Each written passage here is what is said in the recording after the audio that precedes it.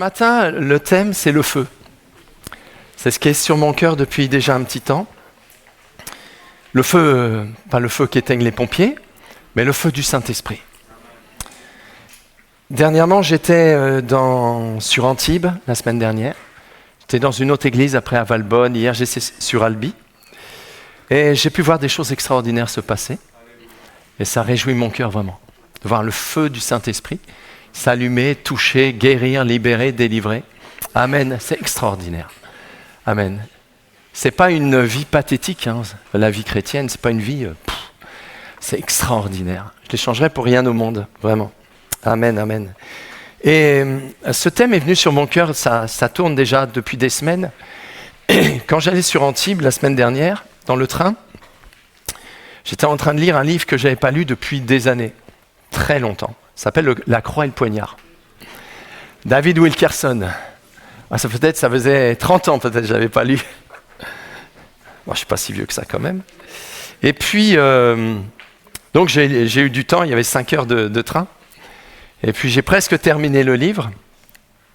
Et à un moment donné, ça dit quelque chose à quelqu'un, David Wilkerson quand même ? Oui, d'accord. Donc c'est quelqu'un qui, assez jeune, s'est retrouvé à aller à New York. Donc je vais être concis, synthétique.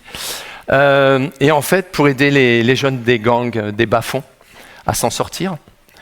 Et puis,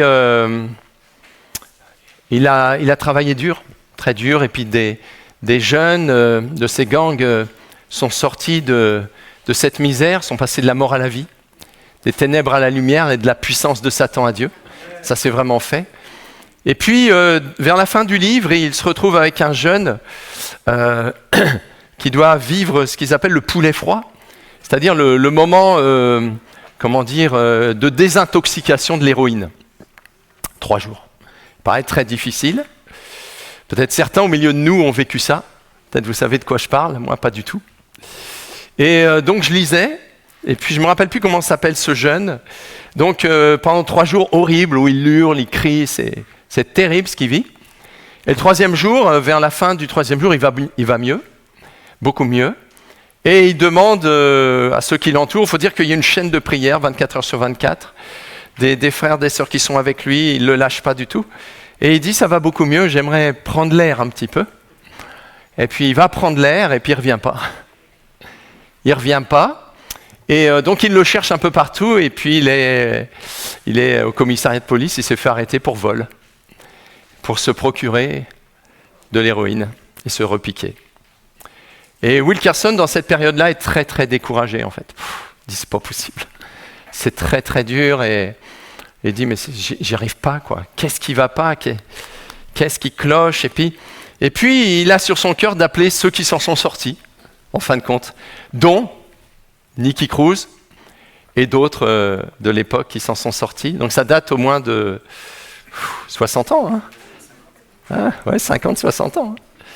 Et puis il les appelle un par un et il leur demande, il dit, mais pourquoi, comment ça se fait que vous vous en êtes sortis, vous, et qu'ils n'y arrivent pas ? Et dit, le moment où on a été baptisé du Saint-Esprit, on s'en est sortis. Ouais. Et tous et toutes, on dit la même chose. Le feu. Le baptême du Saint-Esprit est de feu. Amen. Et il dit, à ce moment-là, on s'en est sorti. On s'en est sorti. Amen. Et fort de ça, j'ai réfléchi, pris du temps vraiment dans la prière. J'ai pris des notes de droite et de gauche. Et puis je vais essayer de faire le tri dans tout ça. Et puis j'ai réfléchi un peu à la chambre haute. Et moi je l'ai mis un peu en anglais, je suis nul en anglais. J'ai mis hot, H-O-T. Amen. Ça veut dire la chambre chaude, brûlante. Et je me suis dit, c'est une bonne idée ça. Et de l'autre côté, je me suis dit, la chambre froide. Elle n'est pas bonne celle-là. C'est la chambre froide, c'est la chambre de conservation. On conserve tout, mais il n'y a pas la vie. C'est mort. Il y a la chambre froide où on conserve, et puis il y a la chambre froide où on congèle. Que ce soit celle qu'on Qu'on conserve ou qu'on congèle, ça revient au même, il n'y a pas de vie. Alors que la chambre chaude, il y a du feu. Amen. Et j'aimerais qu'on partage tout ça ce matin ensemble. Vous voulez bien? Ça vous dit? Sinon, je le fais quand même. Je le fais quand même. La première chose que j'aimerais voir avec vous, c'est Matthieu 6. Matthieu 6, 6. Donc j'ai noté déjà. Mais quand tu pries, j'espère que tu pries déjà. Voilà, mais quand tu pries, entre dans ta chambre, ferme ta porte et prie ton Père qui est là dans le secret, dans le lieu secret, et ton Père qui voit dans le secret te récompensera ou voilà, te donnera quelque chose. Amen. Et pour moi, ça c'est la chambre du secret, c'est le point de départ. C'est le départ. Amen. Ça c'est quelque chose sur lequel on a vraiment besoin de veiller, c'est quelque chose de profond, c'est notre vie intime. Amen. C'est notre vie intime avec Dieu. Nous, on peut prier avec Sam, on peut prier pour vous, mais on ne peut pas faire ça. On ne peut pas aller faire à votre place ce que vous devez faire, en fait. Non, ça, c'est pas possible. Et si on n'a pas cette intimité avec Dieu, on ne peut pas aller loin. On ne peut pas chauffer. On ne peut pas brûler. On ne peut pas devenir des flammes de feu. Vous savez, il dit, faites ces anges, ces serviteurs des flammes de feu. Amen. Des flammes de feu. Des hommes et des femmes, des jeunes, des enfants qui doivent brûler pour le Seigneur. Sur Valbonne, dimanche dernier, j'ai prié pour un petit garçon de 2 ans et demi. Et sa maman l'amenait. Et elle me dit, il est constipé depuis sa naissance. Elle dit, le petit souffre terriblement. Il hurle quand il va aux toilettes. Et moi, je le regarde, ce petit, dans les yeux. Et j'ai dit, tu crois que Jésus peut te guérir? Il me dit, oui. Bon, alors c'est bon. Alors je prie pour lui, et courtement, peut-être 5 secondes. Et puis, je m'attends. Alors, je ne sais pas ce qui se passe. Peut-être là, non. Je ne sais pas trop, quoi. Mais après, j'appelle le pasteur de cette église, Valbonne. Pareil, tout est possible.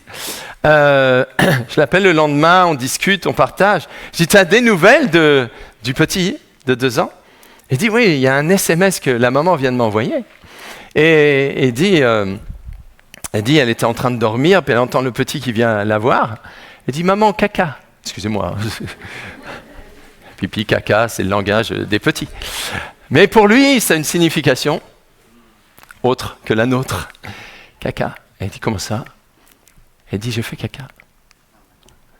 Et elle dit, j'ai fait. Mais je t'ai pas entendu. T'as pas crié, t'as pas hurlé. Il était guéri. Guéri. Entièrement guéri. Et après, j'ai eu d'autres nouvelles. Donc après, il va à l'école. 2 ans et demi, il va à l'école. Et c'est un peu tôt, hein, mais enfin bon, il va à l'école quand même.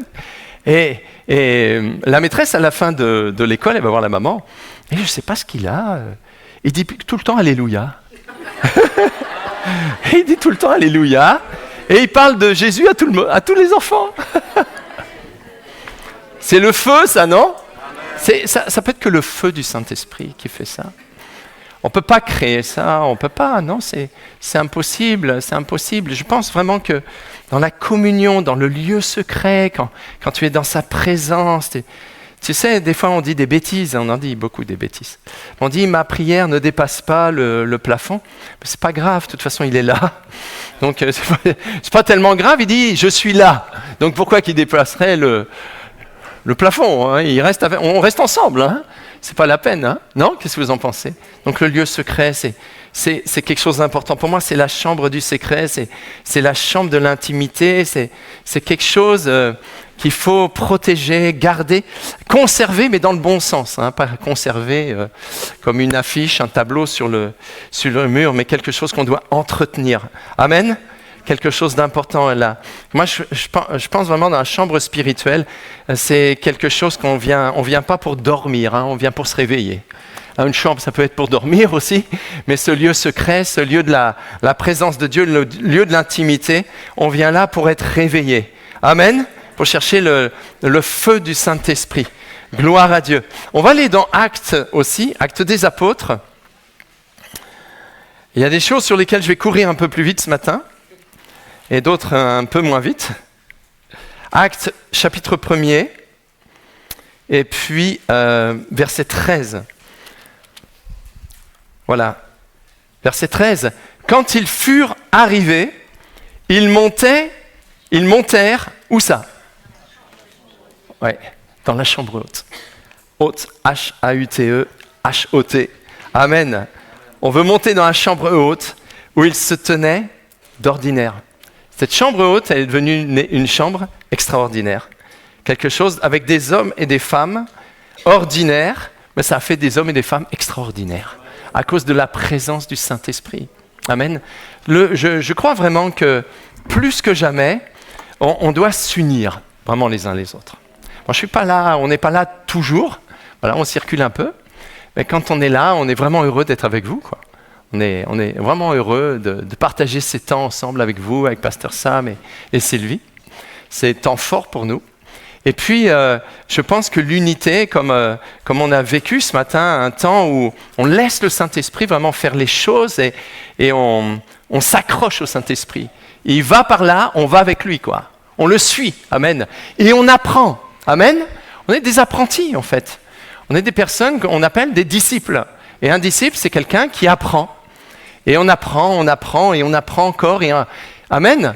On se perfectionne de perfection en perfection, de gloire en gloire. Les gloires, c'est comme une marche, en fait. On a vécu une gloire et il y a une autre gloire qui nous attend. Et une autre gloire. Après, il n'y en a plus là. Mais avec Dieu, il y a plein de gloires. C'est jamais fini. Et la gloire finale, c'est le ciel. Amen. Et quand on est ensemble comme ça, on se dit, Seigneur, il y a les dons de l'Esprit, il y a une manifestation de l'Esprit. Là, il a le don de la foi, le don des guérisons, le don d'opérer des miracles, le don des langues, le don d'interpréter les langues, le don de prophétie, le don de discernement des esprits, la parole de connaissance, la parole de sagesse. Les dons sont là, prêts à se manifester. Et dans l'unité, on doit s'attendre à ça. On doit s'unir. Parce que dans la chambre haute, ils sont montés ensemble. Ils se sont mis d'accord ensemble pour prier, pour persévérer ensemble. Amen. Et j'avais lu un petit peu, bon, je suis nul en grec, hein, c'est homotumadon. C'est un petit mot grec sympa, qui en fait parle de l'unité de cœur. Amen. L'unité de cœur. Quelque chose qui est conduit, dirigé par un chef d'orchestre qui s'appelle le Saint-Esprit. Amen. Donc il nous unit, il nous réunit, et c'est lui le chef d'orchestre. Donc c'est lui qui contrôle, qui agit, et qui normalement doit être le chef. Normalement. Vous savez, et il n'y a pas longtemps, je priais pour des personnes qui avaient besoin d'être renouvelées dans le Saint-Esprit, qui avaient besoin. Certains ont reçu vraiment des choses formidables, mais non, d'autres non. Pourquoi ? Parce qu'ils ont été presque choqués, en fait. Presque, c'était trop. Je ne sais pas. Il y en a qui ont dit, quand on priait, il y en a qui ont dit, j'ai senti comme un vide, ça m'a vidé. Ça m'a vidé, j'étais vidé. J'ai eu peur, j'ai tout freiné. J'ai freiné, j'ai bloqué tout. J'ai eu tellement peur. Un autre a dit la même chose. Mais d'autres n'ont pas dit ça du tout. D'autres ont laissé. Ils ont laissé le Saint-Esprit faire leur œuvre, faire son œuvre en eux, en elles. Et ils ont été renouvelés, ils ont été visités. Des personnes qui étaient dans la souffrance, qui étaient dans la maladie pendant des années, ils ont vécu des guérisons extraordinaires. Mais d'autres ont vécu d'autres choses. Mais ça dépend de nous aussi. Non ? Ça dépend de nous. Homotumadon, le chef d'orchestre est là. Le Saint-Esprit est là, il orchestre. Mais il faut qu'on joue. Amen ? Il faut qu'on joue. Chacun, on est comme un instrument de musique qui doit jouer et qui doit s'harmoniser avec les autres pour jouer pareil. Attention, les instruments ne sont pas les mêmes. Ce n'est pas uniformisé. On n'est pas avec un uniforme. Au garde à vous. Pas du tout. Non, c'est une diversité. Mais ce n'est pas la même chose. C'est complètement différent. Et avec cette diversité, voilà, je suis un petit peu musicien, guitariste, un petit poil, un petit peu, mais vite dépassé par les autres. Mais je sais jouer un petit peu quand même. Mais il peut y avoir une guitare, une harpe, une trompette, un saxo, puis il y en a plein en fait. des instruments de musique, il y en a plein. Et quand on va dans des endroits reculés du monde, ils ont inventé des instruments de musique, jamais entendu parler moi, avec du bois, avec des cordes de ci, de ça, c'est extraordinaire. Et nous, on est tous des instruments ce matin. Amen.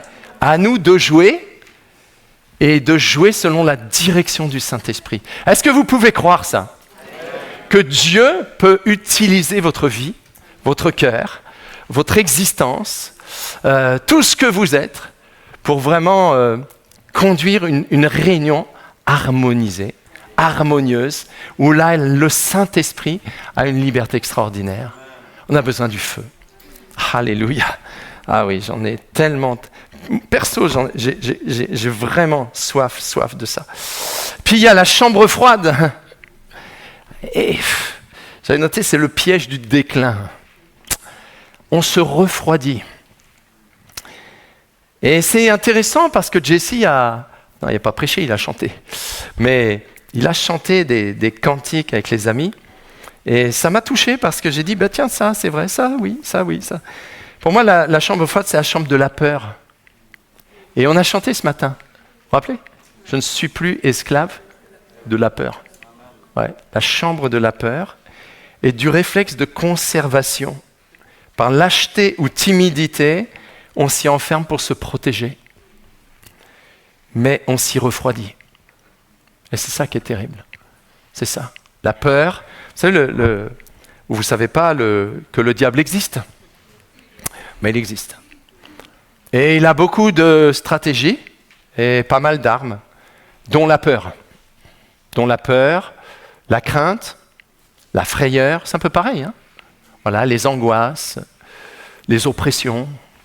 Beaucoup de choses qu'il utilise pour nous impressionner, en fait. Goliath, ça n'a pas tellement fait peur à David, non ? Il était loin. L'-O-I-N-T. Il était loin de Dieu. Amen. Alors que Saül était loin, L-O-I-N, de Dieu. C'est l'ancien oint, Saül, non ? Et le nouveau oint n'a pas peur de Goliath. Nous avons besoin de l'onction du Saint-Esprit sur notre vie, dans notre vie. Amen.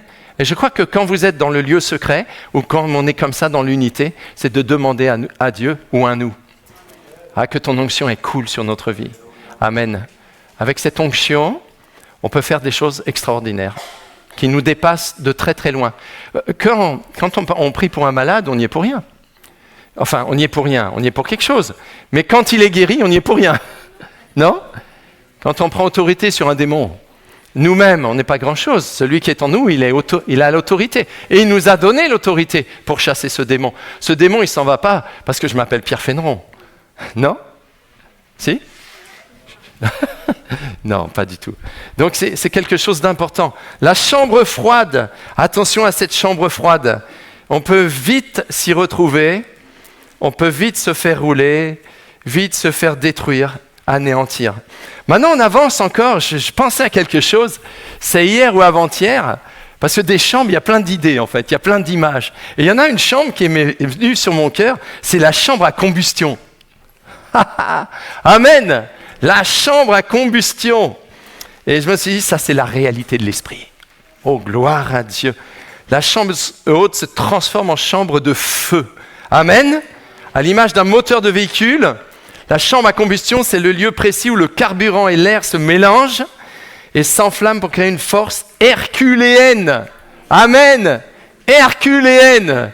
Que Dieu fasse de nous des Hercules, pas des Hercules poireaux. Hein. Amen.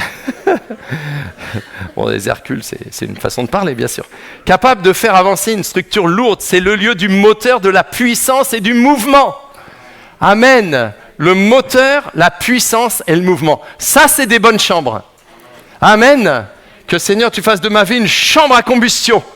Alléluia. Vous savez, toutes vos voitures, elles fonctionnent comme ça. Je ne sais pas les moteurs électriques, comment ça fonctionne, avec les batteries. Bon, c'est pas pareil. Mais tous les autres véhicules, diesel, essence, etc., il y a une chambre de combustion. C'est obligé. Donc, pour nous, ça, c'est important. Seigneur, fais de ma vie une chambre comme ça. Du feu. Ça brûle, ça brûle, ça brûle, des flammes de feu. Amen. Et quand ça se refroidit, que je fasse comme comment il s'appelle celui qui a écrit les réveils religieux? Charles Finet. Finet, c'était un homme comme toi et moi, un être humain, c'est tout. Il n'y a pas d'autres personnes que des êtres humains, d'accord? Et lui, il exerçait vraiment des choses extraordinaires. Même, il est dit que quand il arrivait dans un bar, un café, ou quand son train passait dans une ville, les gens étaient saisis de repentance, de componction, leurs entrailles étaient touchées, ils se repentaient, ils pleuraient devant Dieu. Même ceux, quand ils le voyaient, ils commençaient par se moquer de lui. Après, ils ne se moquaient plus. Ils se retrouvaient à genoux à demander pardon à Dieu pour leurs péchés. Amen. Et quand ils ressentaient en lui, alors bien sûr, il a vécu il y a peut-être 500 ans, je ne sais plus, je me rappelle 400 ans. Non, moins que ça. Oui, 1800, c'est ça. Ouais. Bon, allez, 250 ans. Et puis, en fin de compte, quand il ressentait que cette puissance était moins forte dans sa vie, il allait se mettre au large. Il allait prendre du temps, il jeûnait pendant 2-3 jours. Et son lieu préféré, c'était une forêt, un bois, où il allait se retrouver, et là, il se tenait devant Dieu et criait vers lui, que le Seigneur vraiment renouvelle cette force, cette puissance, ce feu en lui. Et après, il repartait, et c'était reparti. Amen. Une chambre de combustion. Amen. Fais de ma vie une chambre de combustion. Ce moteur, cette puissance, cette force dans notre vie qui va vraiment nous propulser. Amen. Comme une voiture. Amen. Une propulsion. J'avais noté, pas là-dedans, mais je m'étais dit, moi le foot, le rugby, tout ça, c'est pas trop mon truc, mais c'est pas grave. Hein. On n'est pas obligé de faire tous la même chose non plus. Ok. Mais j'ai remarqué, même le Tour de France, tout ça, j'ai remarqué, tu as des passionnés, des dingues. Des fous, c'est des fous, mais des fous et des folles. Hein? Ils aiment, ils sont passionnés. Ouais, vas-y, ouais. Et quand quelqu'un marque un but, c'est comme s'ils l'avaient marqué eux-mêmes. Hein? Ils disent on a gagné. Et puis quand ils marquent pas de but, on a perdu, ou ils disent ils ont perdu. Quand ils gagnent, on dit on a gagné. Quand ils perdent, ils disent ils ont perdu. Mais il n'y a pas besoin de les pousser. Hein. Moi j'ai remarqué, il n'y a pas besoin de leur dire d'acclamer les joueurs. Il n'y a pas besoin, ils sont passionnés en fait. La passion, c'est le feu. C'est le feu. Amen. Moi je suis là, quand j'arrive, je suis déjà enflammé, quoi. Je suis obligé de me maintenir. Je suis obligé de me, contenir. Je contiens. Et quand ça s'enflamme un peu, je me mets dedans. Alléluia. Amen. Et ça, c'est extraordinaire. Alors, si dans le football, le rugby, ils sont autant enflammés pour les joueurs, pour tout ça, ils sont capables de faire des choses extraordinaires. Si le Tour de France, ils sont capables de venir avec leur camping-car des jours avant pour attendre leur héros passer. Vas-y, en plus ils passent vite, ouais. Dire allez, vas-y. S'ils se mettent dans la descente, ils n'ont même pas le temps de les voir. Mais c'est ça, ils sont passionnés, ils sont fous, ils courent avec les coureurs. Enfin, ils montent évidemment. Ils courent à côté, vas-y. Non? Ils sont passionnés, quoi. Seigneur, fais de nous des passionnés, des enflammés pour toi, des gens qui ont du feu pour toi, du feu. Amen. On avance un peu. J'ai remarqué qu'il y a 2 baptêmes, entre autres. Enfin, vous savez, il y a la doctrine des baptêmes, l'eau et le feu. L'eau et le feu. Et puis j'ai remarqué dans Matthieu 3 au verset 11, je ne sais pas si tu le mets derrière, non, tu ne le mets pas? Si, tu le mets. Matthieu 3, alors je vais freiner un peu. Matthieu 3 verset 11, c'est Jean qui parle. Vous savez, Jean-Baptiste, Jean le baptiseur. Il dit, moi je vous baptise d'eau. L'eau c'est froid, hein. Mais je vous baptise d'eau pour vous amener à la repentance. Parce que la repentance, c'est un sale moment. C'est pas un moment où on dit « Oh, je suis heureux, je suis joyeux, je me repens. » Non, c'est un moment où on pleure quand même, non? C'est un moment où on pleure. Moi, je me suis repenti et je me repens encore. D'autres choses, je ne vais pas me repentir des mêmes péchés d'il y a 30 ans, c'est sûr. Mais la repentance, c'est un sale moment. C'est pas un moment agréable. On n'est pas heureux, on est triste, on est malheureux, on a offensé Dieu, on a offensé des frères, des sœurs, des amis, et on est dans le pardon, on demande pardon à Dieu, non? C'est ça, donc on ne saute pas de joie. Ça, c'est le premier baptême. C'est un baptême d'eau, c'est le baptême de repentance, et un peu différent, et quand même différent de celui d'aujourd'hui, c'est clair. C'est même totalement différent. Donc je reviens sur ce baptême-là, d'accord? Ok. Vous avez vu, je fais les questions. Je fais les réponses. J'attends même pas que vous répondiez. Donc, je vous baptise d'eau pour vous amener à... À quoi? À la repentance. Il y a un but. D'accord? Je vous baptise d'eau pour vous amener à la repentance. Lui, qui lui? Jésus, l'agneau de Dieu. Lui, il ne fera pas ça. D'ailleurs, il baptisera personne. Non? Personne. Dans l'eau. Lui, il vous baptisera de quoi? Du Saint-Esprit et de feu. Amen. C'est pas la même chose, non? Il y en a un, c'est dans l'eau. L'autre, c'est dans le feu. Moi, il faut les deux. Tu ne peux pas passer direct au feu. Il faut passer par l'eau, d'abord, et le feu après. Amen. Et il n'y a pas d'eau qui peut éteindre le feu.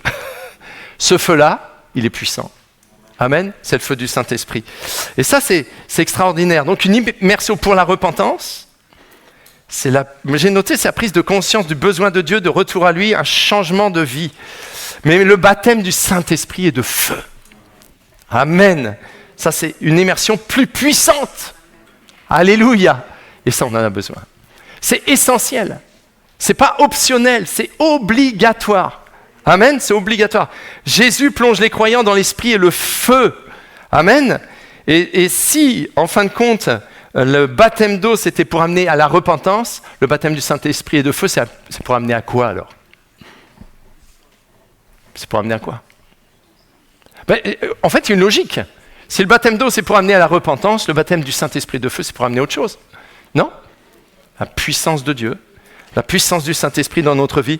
La réponse est dans Actes 1:8. Vous recevrez une puissance. Lorsque le Saint-Esprit surviendra sur vous, vous serez mes témoins. Amen. Dans toute la Judée, à Jérusalem, dans toute la Judée, dans la Samarie et jusqu'aux extrémités de la terre. Donc j'ai dit tout à l'heure, le but c'est la propulsion. On sort de la chambre haute pour embraser le monde. Amen. Les conditions du feu. J'ai encore un petit peu de choses à dire. Hein. Les conditions du feu. Vous savez, bon, j'ai pas de briquet. Personne qui fume là? Ça me regarde. Le piège.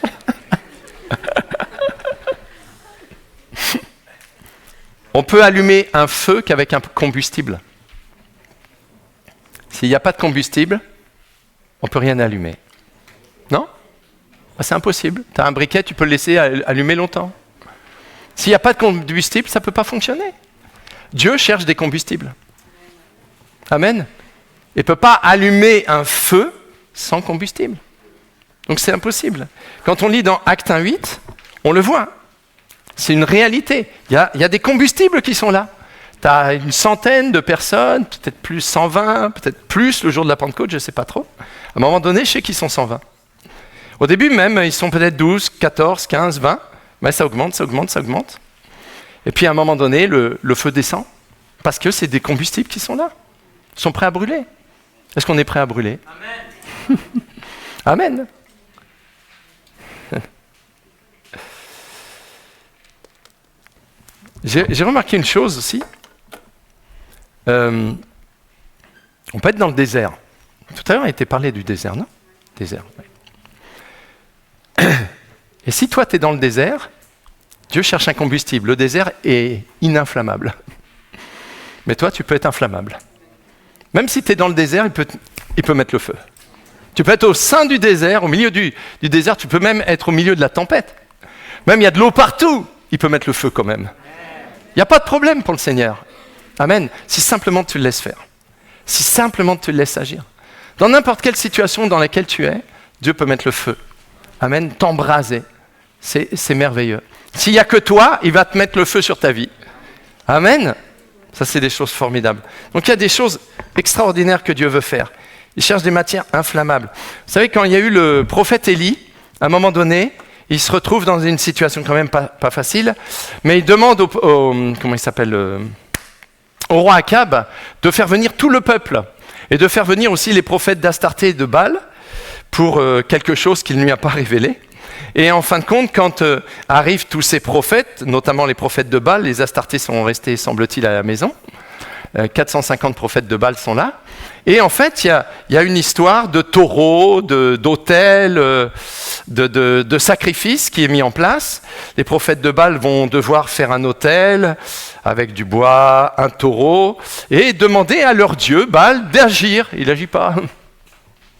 Il fait rien. Ils ont beau bouger, enfin même se scarifier, etc., faire des danses, ça vient pas. Ça vient pas. Alors après, Élie, il demande au peuple de venir avec lui, et puis de commencer à rassembler 12 pierres.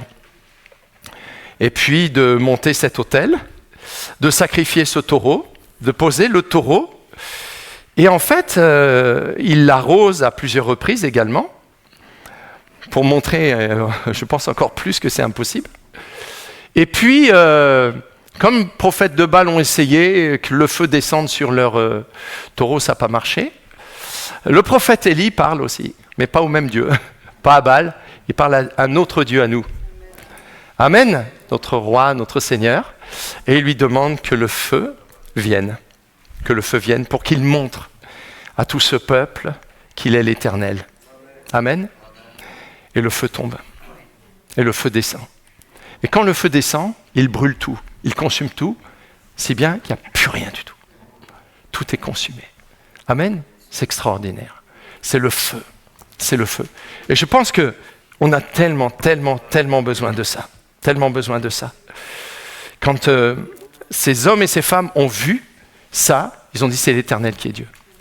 Ça y est, c'est l'Éternel qui est Dieu. Vous savez, toutes nos paroles, notre gentillesse, c'est sympa, hein?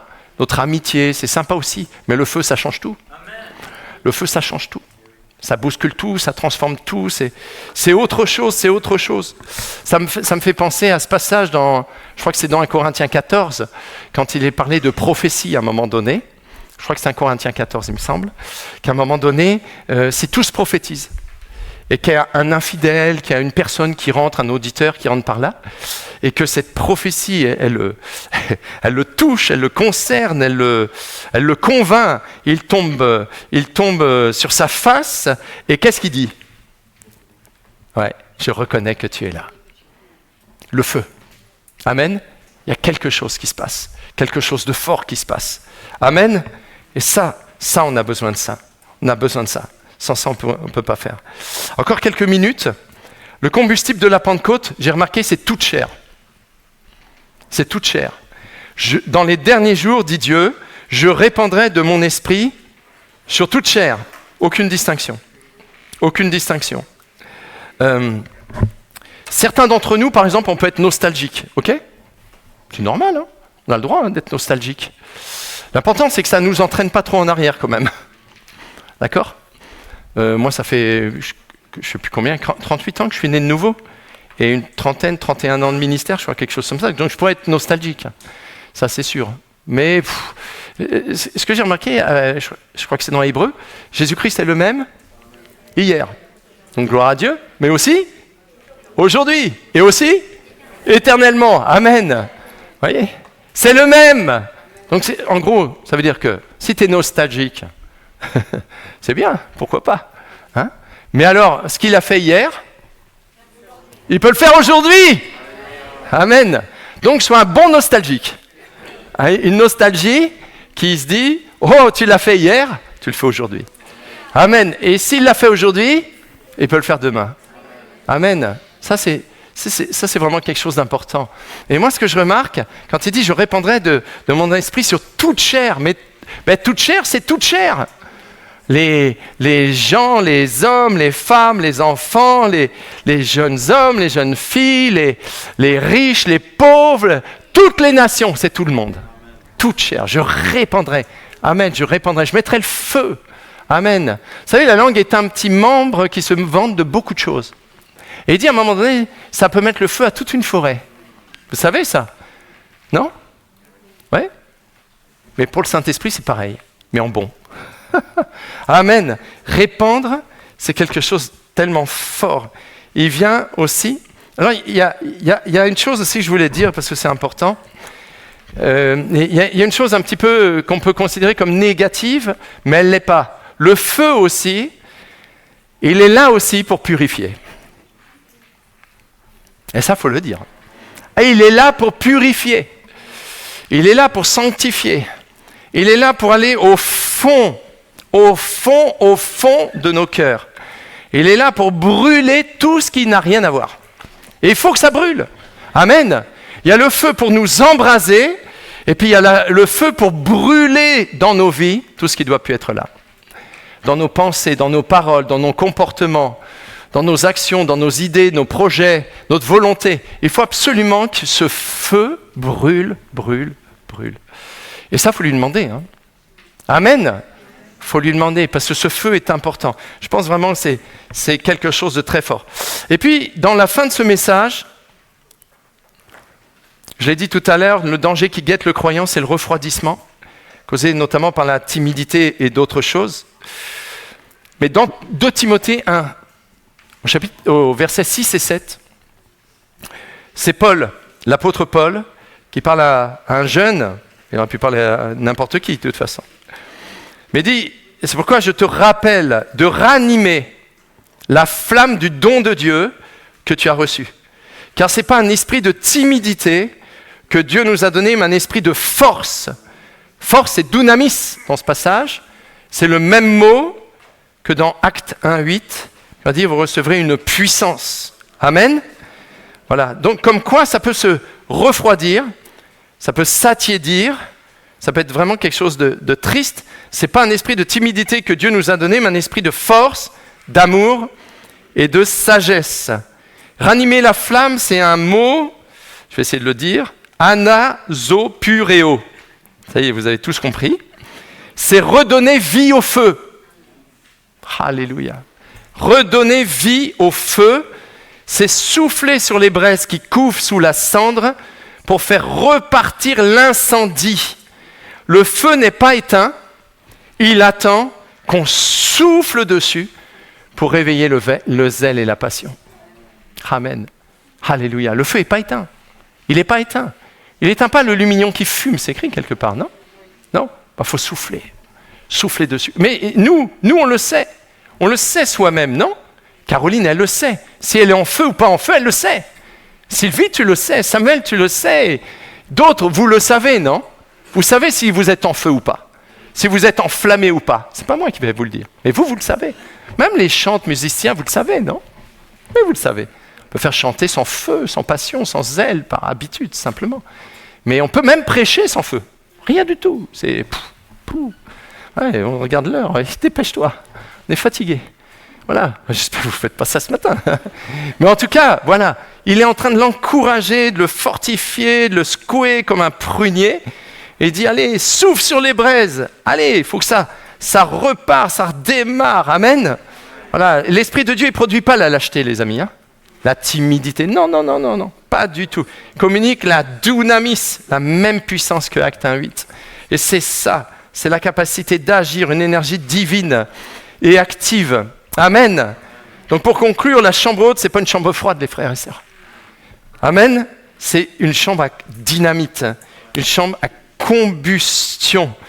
Et j'ai noté ça, une église habitée par ce feu ne peut rester statique ou enfermée. Impossible. Elle est propulsée par l'énergie divine, elle avance, elle se développe, elle évangélise, elle transforme son environnement par le feu du Saint-Esprit. Amen, la chaleur de l'amour et la clarté de la sagesse. Gloire à Dieu.